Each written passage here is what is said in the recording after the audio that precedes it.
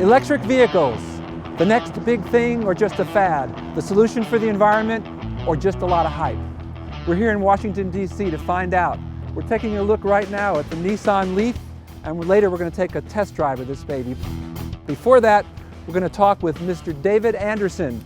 David works for the Department of Energy. So now this vehicle here, it says right over here, zero emissions. Is that true? Is it really zero emissions? It's a gray area. Zero emission refers to the tailpipe emissions. There are no tailpipe emissions from this vehicle. Obviously, there are emissions potentially from whatever electricity source that you plug into to recharge. And also the emissions for making it, right? Yeah. The Nissan Leaf gets 99 miles per gallon. But it doesn't use gasoline. What's that about? Right. Since we're all familiar with the miles per gallon metric to determine vehicle efficiency, they did an energy conversion. They used the energy content of gasoline, 33.7 kilowatt hours in a gallon of gasoline, used the efficiency of the vehicle and did a conversion to put it into terms that we can all understand. To do that, you got to calculate the amount of carbon you emit for so many watts of electricity, right? But that varies depending on where you live, right? The electrical grid in the U.S. varies regionally based on what the energy input is, whether it's coal, nuclear, renewable. So yeah, the 99 miles per gallon really refers to the amount of energy that it takes to go a certain distance rather than the carbon emissions. Right. And then for the carbon emissions, if you live in a place where you burn a lot of coal, it's going to be more than if you use natural gas or solar or even nuclear, right? Sure, exactly. The U.S. electric grid mix is about 50% coal. And based on that average mix, you're at least as good with an electric vehicle on a greenhouse gas emission basis with respect to an internal combustion. Cool. So now 99 miles per gallon, that means if I can do the math right, if I drive 100 miles, I'm using about 1 gallon of gasoline equivalent, whatever that means. Okay.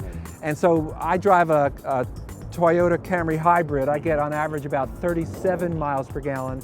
So that means I'm using about 2.5 gallons for 100 miles as opposed to 1. Right. And then if you have a car that's driving, say, 25 miles per gallon, using about 4. Exactly. So that gives you a sense of the difference. If you take into account that gasoline costs about $3.50 per gallon, you know, you're talking about 7, 8, 9, 10 miles. $10 it might be the difference to drive 100 miles.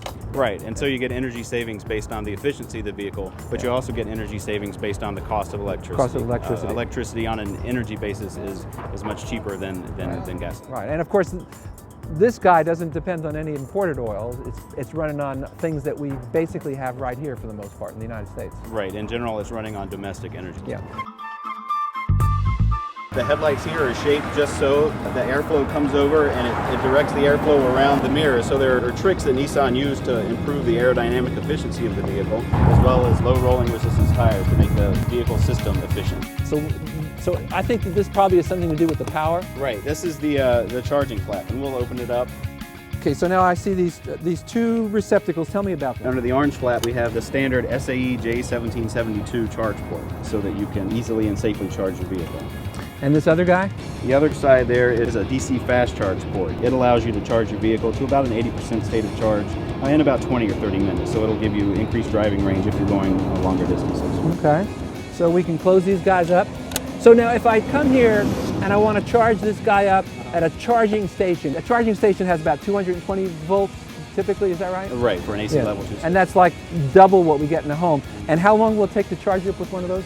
About 7 to 8 hours. Okay, and then if you just have your home receptacle, which is 110 volts, how much does it take? More on the order of 18 to 20 hours. 18 to 20 hours, that's not bad. That's about the average for one of my afternoon naps. So that would work out well for me. Understood. Yeah, okay. Let's take a look around the back. So now this is interesting. Tell me about this. That's a small solar panel that comes equipped on some trim levels of the Nissan Leaf. It helps maintain a battery charge during sunny days like we have today. It just gives you maybe an extra mile or two of range. Let's take a look at the trunk. What's this little bag over here? So this little bag is your emergency charger. As we talked about, you can charge it from a 110 regular household socket. If you do find yourself out of battery energy and with no place to charge, you have your standard SAE J1772 socket there. The other end simply plugs into a wall socket in your house.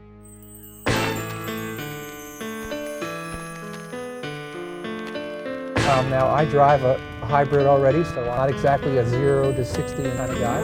This is a cool thing I just discovered. So you press menu and you go to info and then energy info. And you see you got 84 miles left in driving range. But you notice this little thing that says turn off climate control for plus 11 miles. In other words, because we got the air conditioning off, we're taking away about 11 miles of range. So what I can do is I can go down over here and turn off the air conditioning.